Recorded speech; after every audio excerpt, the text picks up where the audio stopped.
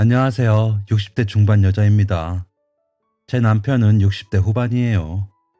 어릴 때 마을에서 함께 나고 자라 가족 같은 오빠였는데 몸이 커지며 마음도 함께 커져 부부의 연을 맺었죠.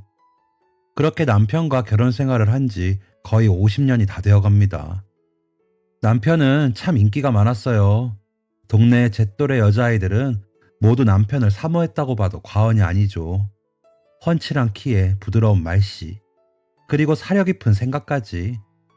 남편이 시집을 손에 들고 걸어가는 모습을 본 여자아이들은 늘 저에게 달려와서 남편에 대한 칭찬을 늘어놓기 바빴습니다.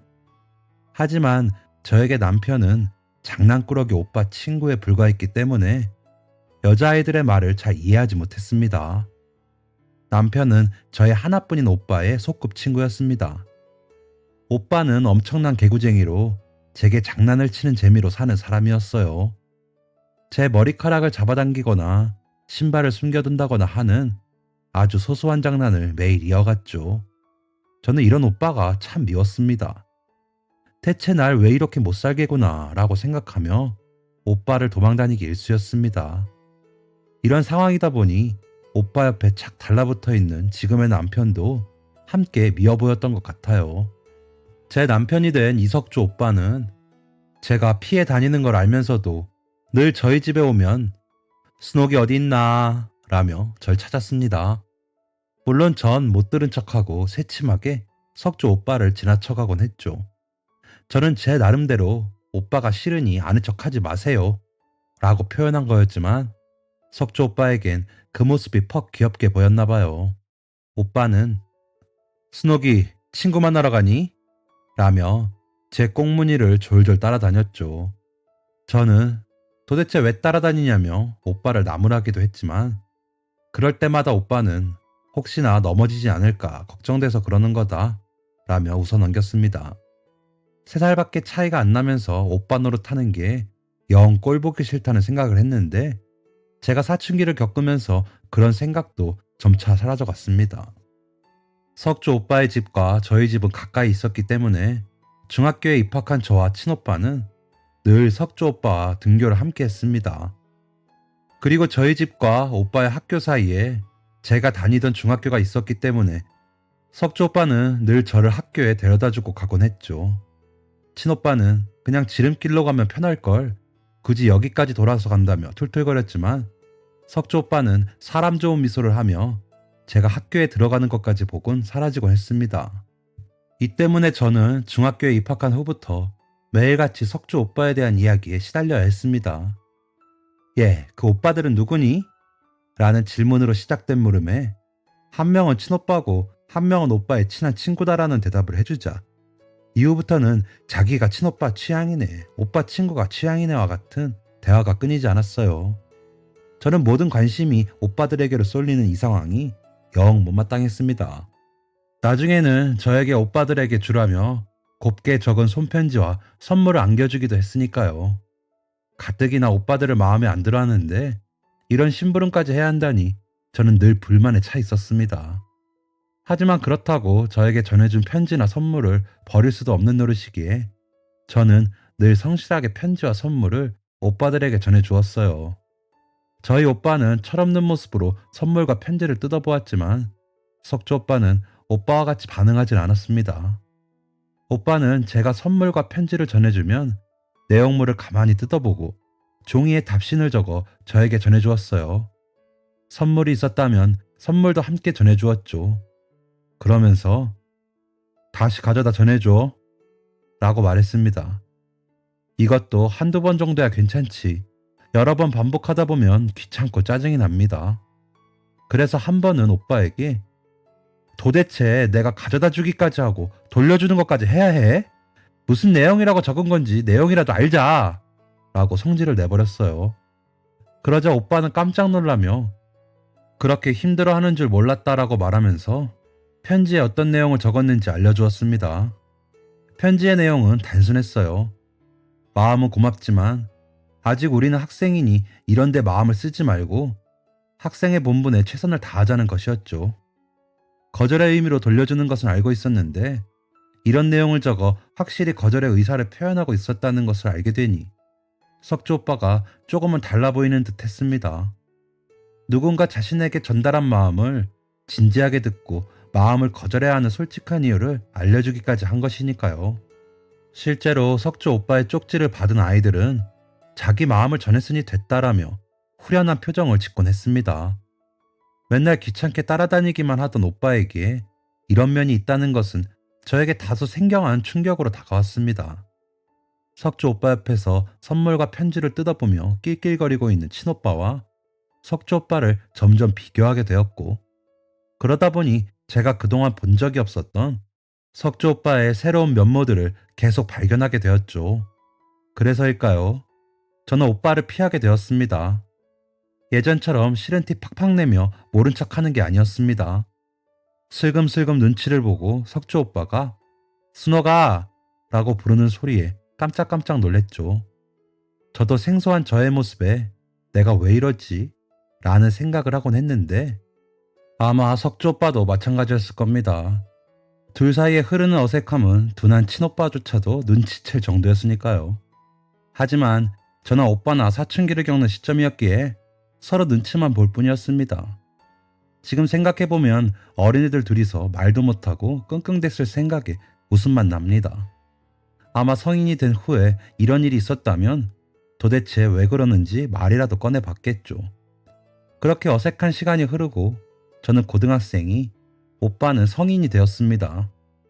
그리고 친오빠와 석주 오빠는 군대에 가게 되었죠. 저와 나이가 비슷하신 분들은 아시겠지만 그때는 지금과 다르게 군 복무 기간이 꽤 길었습니다. 또 지금처럼 연락이 수월하게 되는 상황도 아니었죠. 그래서 유일한 연락수단은 편지가 전부였어요. 두 사람이 군대에 간 후 저는 어머니의 등살에 못 이겨 친오빠에게 편지를 쓰게 되었습니다. 궁시렁궁시렁 거리며 편지를 쓰다 보니 어느새 2장이 넘어가고 있더군요. 제가 그렇게는 안 보여도 마음속 깊이 친오빠를 염려하고 있다는 사실을 그때 처음 알게 되었습니다. 편지를 다 쓰고 그래 거기서 얼마나 힘들겠어 라는 생각을 하자 한 사람이 떠올랐습니다. 바로 석주 오빠였어요. 석주 오빠와는 거의 3년 동안 어색한 시간을 보내며 거의 대면대면하게 지냈기 때문에 편지를 쓰기 쉽지 않았습니다. 그렇게 어색하게 지냈으면서 갑자기 편지를 보내면 오빠가 저를 이상하게 생각하지 않을지 걱정도 됐죠. 하지만 그렇다고 군대에 간 오빠를 무시할 수는 없는 노릇이라 석주 오빠에게도 편지를 쓰기 시작했습니다. 친오빠에게는 거의 3장을 썼지만 석주 오빠에게 쓴 편지는 한 장도 채 쓰지 못했어요. 이렇게 편지를 하게 돼서 기뻐해야 하는지 아닌 건지 잘 모르겠다. 몸 건강히 잘 돌아오길 바란다를 10줄 정도 되는 문장으로 겨우 늘려 쓴 저는 편지를 제대로 썼는지 한참을 들여다보고 나서야 편지지를 봉투에 담을 수 있었습니다. 그렇게 편지를 보냈다는 사실을 잊어버렸을 즈음 두 사람에게서 답장이 왔습니다. 친오빠는 부모님께 쓴 편지 말미에 저에게 고맙다는 마음을 살짝 내비쳤어요. 사실 답장을 기대하지도 않았는데 이런 오빠의 반응이 의아했죠. 그렇게 친오빠의 편지를 부모님과 함께 읽고 나니 어머니가 저에게 편지 한 통을 건네주셨습니다. 바로 석주 오빠에게서 온 편지였어요. 저는 왜인지 부끄러운 마음이 들어 어머니의 손에 들려있는 편지를 낚아채듯이 잡아들고 방으로 들어왔습니다. 잘못이라도 저지른 아이 마냥 숨죽여 편지를 꺼내니 정갈한 석주 오빠의 편지가 눈에 들어왔습니다. 편지에는 이런 내용이 적혀 있었습니다. 편지 잘 받았다 순호가. 나도 염려를 해준다고 하니 고마운 마음을 감출 수가 없어. 이렇게 펜을 든다. 이제 고등학생이 되어 새로운 환경에 적응하고 있을 텐데 어찌 잘 지내고 있니? 가까운 곳에서 네가 모르는 게 있다면 가르쳐주고 싶지만 떨어져 있을 수밖에 없는 상황이라 매우 아쉽구나. 다시 보는 날까지 건강하게 기원하고 괜찮다면 자주 편지했으면 좋겠다. 라고 말이죠. 편지지 2장을 빼곡히 채워 넣은 석주 오빠의 편지 내용의 대부분은 저에 대한 걱정과 궁금함이었습니다. 저는 오빠의 편지를 읽고 이렇게 나를 신경 써주고 있었구나 라는 생각이 들어 이후 주기적으로 석주 오빠에게 편지를 보냈습니다. 그렇게 편지를 통해 우리의 오랜 어색함은 서서히 깨져갔고 석주 오빠는 휴가를 나올 때면 저를 빠지지 않고 만났어요. 가족을 보는 시간 외에는 대부분의 시간을 저와 함께 보냈죠. 그러다 보니 3년이라는 시간이 흐른 뒤 저희는 사이좋은 연인과 닮아 있었습니다. 저도 고등학교를 졸업하여 성인이 되었고 석주 오빠도 군대를 다녀와 장성한 청년이 되었으니 거리낄 게 없었습니다. 제가 석주 오빠와 오랜 시간 동안 연락을 이어왔다는 사실을 아시는 저희 부모님도 저희의 관계를 인정해 주셨죠. 가장 놀란 인물은 친오빠였습니다. 도대체 둘이 언제 그렇게 된 거냐며 한바탕 난리를 친 오빠를 겨우 진정시키고 나서야 저와 석주 오빠는 진정한 연인이 되었습니다. 지금 젊은 친구들이 연애하는 것처럼 오랫동안 연애를 할 수 있었다면 좋았겠지만 집안 어른들이 다소 보수적이시라 저와 석주 오빠는 곧바로 결혼식을 올리게 되었고 우리는 부부가 되었습니다. 석주 오빠와 저 두 사람 모두 대학생 신분이었죠. 나중에 알고 보니 어렸을 때부터 남편은 저를 좋아했었다고 해요.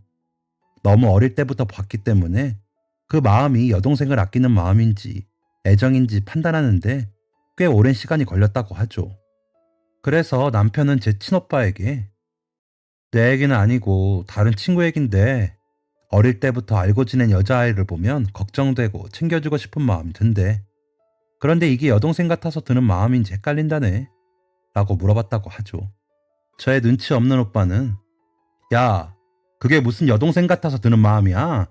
여동생한테는 그런 마음 안 들어 라고 대답했고 그제서야 남편은 자신이 저를 좋아하고 있다는 사실을 깨달았다고 합니다. 하지만 그때는 저와 남편이 다소 어색하게 지내던 시점이었고 남편은 그 마음을 꼭 참아 삭힐 수밖에 없었다고 해요. 저는 남편이 싫은 것처럼 도망다니고 모른 척하곤 했으니까요.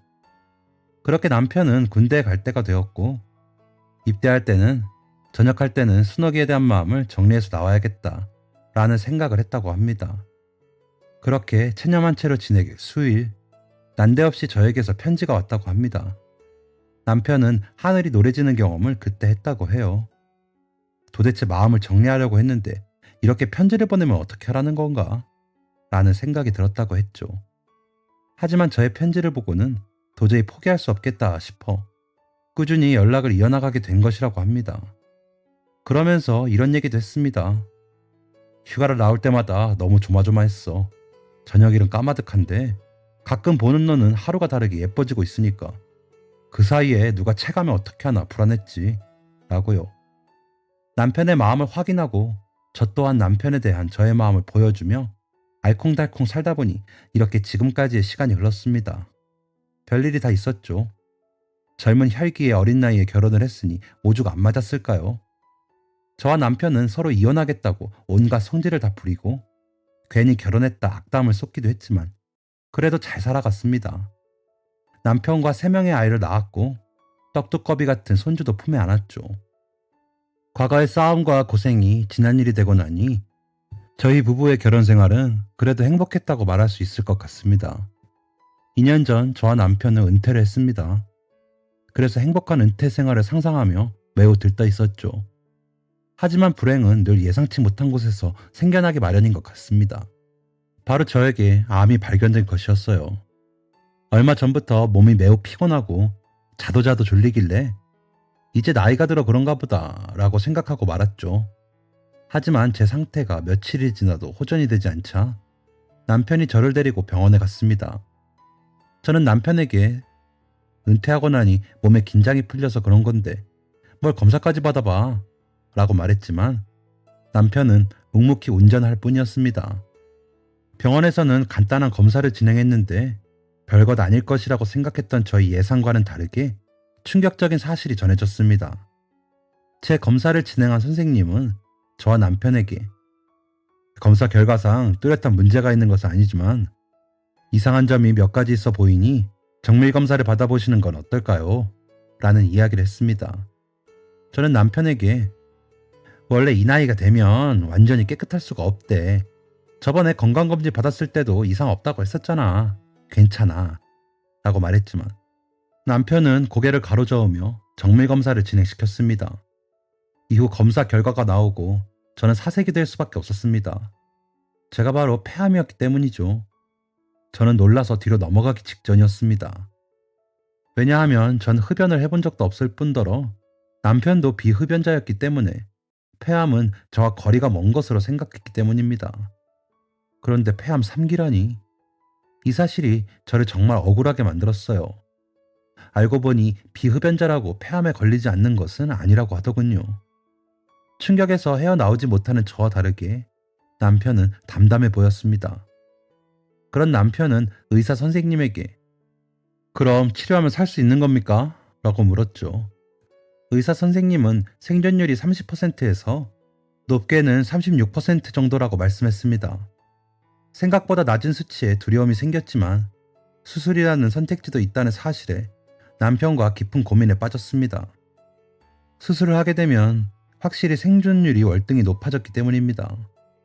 남편과 많은 대화를 나누고 고민한 끝에 결국 저는 수술을 하게 되었습니다. 매우 두려운 마음이 들었습니다. 저는 이 나이가 되도록 자잘한 병치레도 딱히 없을 정도로 건강했고 입원을 해본 적도 없었기 때문이죠. 제 이런 마음을 아는지 남편은 제 옆에서 한시도 떠난 적이 없습니다. 아이들도 제가 수술을 한다는 사실을 알고 입원실에 찾아오려 했지만 코로나 이후의 일인지라 그마저도 쉽지 않았죠. 수술 전 저와 남편에게는 중요한 일이 남아 있었습니다. 바로 수술 후 회복 기간에 도와줄 사람을 찾는 것이었죠. 수술을 하려고 보니 수술 이후의 관리도 굉장히 큰일이더군요. 남편이 제 곁에서 계속 함께 있을 수 있었다면 좋았겠지만 남편은 은퇴 후 저와 함께 살 집을 짓는 중이었기 때문에 이리저리 바쁜 상황이었습니다. 제가 수술을 하고 회복하는 동안에는 집을 짓는 것도 잠시 쉬려고 했지만 시공에 문제가 생겨 남편이 부득이하게 자리를 비우게 될 것은 확실한 사실이었죠. 그렇다 보니 자연스럽게 회복을 돕는 일을 아이들에게 맡기자는 생각을 하게 되었습니다. 저에게는 3명의 아이가 있어요. 딸 2에 아들 1죠. 벌써 결혼해서 모두 가정을 이룬 새 아이들은 지금까지 큰 사고 한번 치지 않고 반듯하게 잘 자라주었습니다. 가족 간의 사이도 좋았습니다. 저나 남편이나 아이들이 독립한 후에는 별다른 잔소리도 하지 않았을 뿐더러 각자 가정을 이룬 후에는 본인들 가정에 충실하길 원해 아이들과 자주 만나려고 하지도 않거든요. 그래서인지 아이들과 부딪힐 일이 없었습니다. 딸들은 같은 지역에서 살아 자주 왕래를 하는 것으로 알고 있고 명절에 하루 정도는 가족들이 만나려고 하다 보니 가족관계는 이것으로 충분하다 생각하고 있었습니다. 저와 남편은 이처럼 큰 문제 없이 아이들, 사위들, 며느리와 함께 지내왔기 때문에 잠시 저의 회복을 도와달라고 말하기에 큰 어려움이 없었어요. 사실 이렇게 거리낌이 없었다는 게 사건의 시발점이었냐는 생각도 듭니다. 우선 제가 입원한 병원은 서울이었습니다. 또 딸들은 모두 서울에서 살고 있었죠. 그래서 1차적으로는 딸들에게 연락을 했습니다. 그 중에서도 가장 먼저 연락을 한 딸은 큰딸이었죠. 그런데 저의 연락을 받은 큰딸의 반응은 생각보다 냉정했습니다.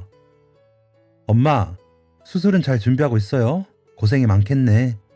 라고 서글서글하게 말하던 큰딸은 수술 마치면 간병해줄 사람이 필요한데 아빠가 자리를 비울 날이 있을 것 같아. 혹시 수술하고 며칠 정도 병원에 와서 엄마 좀 도와줄 수 있을까? 라던 저의 요청에 그건 좀 힘들겠는데 수찬이가 요즘 학원을 하나 더 다니게 돼서 미안해요 엄마. 미진이한테 한번 연락해봐요. 라고 대답하며 전화를 끊었습니다. 전화를 옆에서 듣던 남편과 저 모두 얼어버리고 말았죠. 큰딸은 가정주부고 결혼을 일찍 해서 아이도 초등학생이라 상대적으로 손이 좀 덜 타는 상황이었습니다. 늘 전화를 하면 엄마 심심해 죽겠어 라고 표현할 정도로 시간적 여유가 있다는 걸 저도 알고 있었으니까요. 가까이에 사돈댁도 계시니 남편이 자리를 비우는 날 중 하루나 이틀 정도는 도와줄 수 있지 않을까라는 생각을 했습니다. 이 모든 것이 저와 남편의 착각이라는 것을 안 후 떨리는 마음으로 둘째 딸에게 전화를 했습니다. 둘째 딸도 큰딸과 비슷한 말을 하더군요. 둘째 딸과의 통화는 남편이 했습니다. 첫째 딸과의 통화에 충격을 받은 참이었기 때문이죠. 병실 밖에서 둘째와 통화를 한 남편은 병실로 들어오며 고개를 가로저었습니다. 통화 내용을 자세히 물었지만 남편은 대답해주지 않았어요. 하지만 끈질기게 통화 내용을 물어본 결과 어떤 대화가 오고 갔는지 알 수 있었습니다. 둘째 딸은 직장에 있기 때문에 퇴근 이후의 시간만 낼 수 있다는 상황이었습니다. 아직 아이가 없기 때문에 가능한 일이었죠. 그래서 남편은 자신이 없는 저녁에만 한 번씩 와줄 수 있느냐고 물었다고 합니다. 하지만 둘째 딸은 정색을 하며 거절을 했고, 간병인 쓰세요 라는 말을 남편에게 남겼다고 하죠. 저와 남편은 처음 보는 딸들의 냉정한 모습에 큰 상처를 입었습니다. 한 번도 이런 적이 없었는데, 또 이런 부탁을 하는 것도 처음인데 라는 서운한 마음이 들었죠. 하지만 그래도 두 아이를 이해하려고 했습니다. 각자 사는 삶이 있을 테고 정말 와주기 어려운 상황일 수도 있으니까요. 그렇게 무거운 마음으로 막내 아들에게 전화를 하게 되었습니다. 아들은 차로 1시간 반 정도 떨어진 거리에 있습니다. 마찬가지로 아이도 없고요. 이야기를 들어보니 수술 후 거동이 아예 불가능한 상황인 것은 아닌지라 아들의 손을 빌려도 충분했습니다. 저와 남편은 아들이 일을 하고 있고 오고 가는 거리도 있으니 아들에게는 최대한 도움을 청할 일이 없게 만들자고 이야기했습니다. 하지만 피치 못할 사정은 언제나 갑작스럽기 때문에 미리 연락을 해두는 편이 좋겠다고 생각했죠. 그렇게 아들에게 전화를 하게 되었습니다. 아들은 역시나 수술 준비가 잘 되어가고 있냐고 질문했습니다.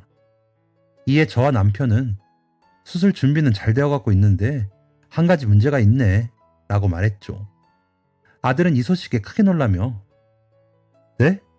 무슨 문제가 있으신 거예요? 라며 걱정스러운 마음을 감추지 않았습니다. 저와 남편은 이제서야 안도하며 막내는 그래도 신경 써주어 다행이라는 생각을 했습니다. 그런데 제가 막상 본론을 꺼내니 막내 아들의 태도도 달라지더군요. 너도 알겠지만 엄마 아빠가 집을 짓는데 문제가 좀 생겨서 아빠가 엄마 회복 기간에 병원을 비워야 하는 일이 좀 있을 거야. 아, 네, 그렇죠. 너가 일을 하기도 하고 오고 가는데 거리가 있어서 최대한 부탁은 안 하려고 했는데 혹시나 아빠가 늦게 병원을 비워야 하는 일이 생기면 저녁이나 밤쯤에 와줄 수가 있을까? 이 이야기를 들은 아들은 아무 대답이 없었습니다. 그러자 저는 급하게 아니 꼭 와야 한다는 게 아니라 정말 피치 못하는 사정이 생겼을 때 미리 연락을 주겠다는 얘기야 라는 말을 덧붙였죠. 마음 졸이고 있는 저에게 아들이 한 대답은 조금이나마 희망적이었습니다. 아들이 네, 뭐 어쩔 수 없으시면 제가 가야죠 라고 말을 했기 때문이죠. 남편과 저는 기뻐 고맙다고 말을 전하려 했지만 아들이 이어서 한 말은 저와 남편의 마음을 또다시 차갑게 만들었습니다. 그런데 엄마, 누나들한테는 연락해 보셨어요? 둘 다 안 된다고 했나요? 이 말을 들은 저는 아들에게 큰 누나는 둘째한테 미루고 둘째는 간병인 쓰라고 하더라 라고 전했습니다. 그러자 아들은 반색하며 그래요? 그러면 간병인 쓰시는 게 제일 좋을 것 같은데요. 아무래도 그분들은 젊은 인력이시니까 어머니도 더 편하실 것 같고 저도 멀리까지 안 가도 되고 라는 이야기를 했습니다. 착잡하더라고요. 평생을 온 힘을 다해 키워온 아이들이 정작 필요할 때 저를 외면한 것이니까요. 차오르는 눈물을 꾹 참고 있자 남편은 제 핸드폰을 가져가더니 아들에게 일하느라 바쁠 텐데 괜히 말을 꺼낸 것 같다. 쉬어라 라고 말하며 전화를 끊었습니다. 남편의 눈에도 슬픈 기색이 역력했어요. 그렇게 저와 남편은 남편이 없는 시간엔 간병인을 쓰는 것으로 합의를 봤습니다. 처음부터 이렇게 했다면 아이들에게 실망할 리도 없었을 것이라며 자책하는 저에게 남편은 당신이 수술 핑계를 삼아서 애들 몇 번이라도 더 보고 싶어 했던 거 알아. 이런 일로 부르지 않으면 잘 찾아오지도 않는 애들이니 오죽했겠어 라며 저를 위로했습니다. 네, 맞아요. 사실 아이들의 삶을 존중한다는 의미로 언제 오냐, 자주 들려라 라는 말을 하진 않지만 늘 아이들이 아른거리고 보고 싶은 마음 하나만으로 살았거든요. 수술하는 건 두렵고 떨린 일이지만 이 기회에 아이들을 조금이라도 자주 볼 수 있다면 수술이 잘못되더라도 그걸로 족하다 생각하기도 했습니다. 그렇게 남편과 수술을 준비하고 있을 때 감사하게도 좋은 간병인을 소개받았습니다. 이 일을 곁에서 지켜보신 옆자리 환자분이 퇴원하시며 자신의 간병인분을 연결해 주신 것이었어요. 저도 짧은 시간 곁에서 간병인분을 뵈며 참 좋은 분이다 싶었는데 그분께 간병을 맡기게 되어 다행이라는 생각이 들었습니다. 그렇게 수술 당일이 되었습니다. 아이들에게 전화가 오긴 했지만 받지 않았어요. 엄마로서 이러면 안 되지 싶었지만 차마 받을 수가 없더군요. 그렇게 우울한 상태로 수술실에 들어가는 저의 손을 남편이 꼭 잡았습니다. 그리고 괜찮아, 걱정하지 마 라는 말을 거듭 남겼죠. 다정한 남편의 손길과 눈빛을 보니 조금은 안심이 되고 진정이 되더군요. 그렇게 수술이 시작되고 정신을 차려보니 모든 게 끝나 있었습니다. 수술은 성공적으로 되었고 앞으로 경과를 지켜보고 암을 관찰하고 치료하기로 하였습니다. 그렇게 병원에서 어느 정도 회복을 하다 보니 퇴원을 하는 날이 되었습니다. 저는 당연히 남편과 살던 집으로 돌아갈 것이라고 생각했어요. 지금 짓고 있는 집 문제도 해결되어 완공만 기다리는 상황이었기에 남편도 시간적인 여유가 충분했기 때문이죠. 그런데 남편은 돌연 저와 함께 큰딸의 집으로 향했습니다. 수술 전 아이들의 행동으로 많은 상실감을 겪은 저였기에 당장 아이들을 보는 건 부담스럽다 라고 남편에게 뜻을 전했지만 남편은 단호하게 당신은 오늘 가서 아무 말 하지 않고 그냥 내가 하는 거에 맞장구만 쳐줘 라고 말할 뿐이었습니다. 남편의 뜻을 이해할 순 없었지만 그래도 이해하려고 노력했어요. 그렇게 큰딸의 집에 들어가자 모든 아이들이 모여있는 모습을 볼 수 있었습니다. 알고 보니 남편이 기니 할 말이 있다고 모두를 불러 모은 것이었어요. 새 아이를 포함해 각자의 배우자도 함께 있었죠. 수술은 잘 끝났는지, 몸은 좀 어떤지 같은 형식적인 인사가 오고 가자 남편은 아이들에게 본론을 꺼냈습니다. 남편이 뱉은 말은 저 또한 매우 깜짝 놀랄 만한 일이었어요. 너희 엄마 수술이 좋지 않게 끝났다. 네? 무슨 말씀이세요? 이렇게 잘 태어나셨잖아요. 앞으로 살 날이 얼마 남지 않았다고 하더라. 병원에서 여생을 보내느니 차라리 자유롭게 지내는 게 낫지 않겠냐고 의사가 퇴원을 권유했다. 저는 애써 표정 변화를 숨겼지만 속으로는 이 인간이 지금 무슨 소리를 하고 있는 건가? 라는 생각뿐이었습니다. 남편은 제 마음을 아는지 모르는지 계속해서 이상한 말을 이어갔어요. 너희 엄마와 이야기를 하니 마지막 꿈이 너네와 함께 사는 거라고 한다. 이 말은 사실 제 속마음이기도 해요. 하지만 수술 전일을 통해 확실히 알았다시피 아이들은 바라지 않을 게 확실했죠. 아이들의 표정을 살펴보니 다들 떨떠름한 게 보이더라고요. 가장 먼저 입을 연 건 둘째였습니다. 얼마나 남으신 건데요? 모두의 시선이 남편에게 쏠린 그때 남편의 입에서 나온 말은 아주 허무맹랑한 소리였어요. 남편은 당당하게 손가락 3개를 펴며 3년! 이라고 말했습니다. 아니, 병원에서도 포기할 정도로 심각한 상황이라면서 남은 시간이 3년이라니. 저도 믿기 힘든 말을 아이들이 믿을 수 있었을까요? 이내 아이들이 저들끼리 웅성웅성거리기 시작했습니다. 그런데 남편이 한마디를 하자 그 웅성거림이 쏙 들어갔어요. 남편은 가방에서 프린트된 파일 3개를 아이들 앞에 내려놓더니 이렇게 말했습니다. 한 번도 너희에게 말한 적 없다. 지금 너네가 보고 있는 건 내 재산 목록이다. 변호사 공증도 받은 내용이니 그건 너희가 확인하면 될 테고 나는 이 재산을 3년 동안 어머니를 제일 잘 모신 아이에게 전부 주려고 한다. 라고 말이죠. 저는 깜짝 놀랐습니다. 남편의 재산은 저만 알고 있는 사실이었고 사회에 환원하기로 약속했던 것이니까요. 주변에서 부모의 재산으로 형제들 사이에 균열이 갖는 것을 본 후 내린 결정이었습니다. 떨떠름하게 파일을 열어본 아이들, 며느리, 사위들은 눈이 토끼만큼 커졌어요. 남편은 회사를 다니다 개인 사업을 한 사람인데 투자에도 소질이 있어 재산을 굉장히 많이 불린 경우기 때문이죠. 부모에게 재산이 있다는 사실을 알고 봤어도 놀랄 규모인데 중산층도 안 될 거라 생각했던 부모에게 그렇게 막대한 재산이 있다는 것을 알았으니 얼마나 놀랐을까요? 남편은 혼란에 빠진 아이들을 뒤로 하고 일어서며 한마디를 던졌습니다. 한 사람에게만이다 라고 말이죠. 그 뒤로 저와 남편은 큰딸의 집에서 나왔습니다. 이후에는 어떻게 되었을지 여러분도 잘 아실 겁니다.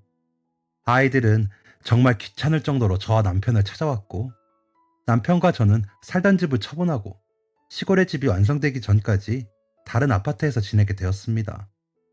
갑자기 저와 남편이 사라지자 아이들은 불티나게 전화를 했고, 문자도 말할 날이 없었어요. 옛날이라면 이런 아이들의 모습에 기뻤을 텐데 영 기분이 좋지 않았습니다.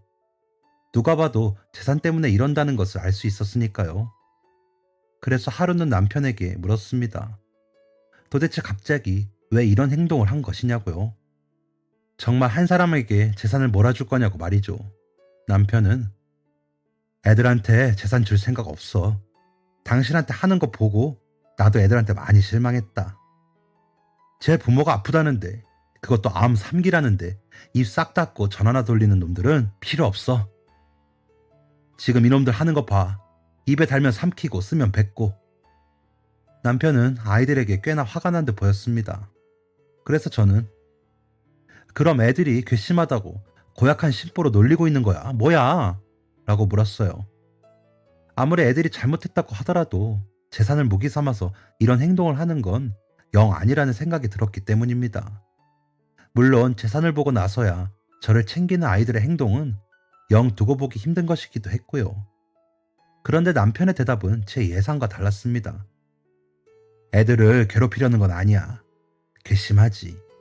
괘씸하지만 그래도 내 자식이잖아. 내 자식이 달면 삼키고 쓰면 뱉는데 그걸 그냥 두고 보는 부모가 어딨어? 난 가르치려고 하는 거야.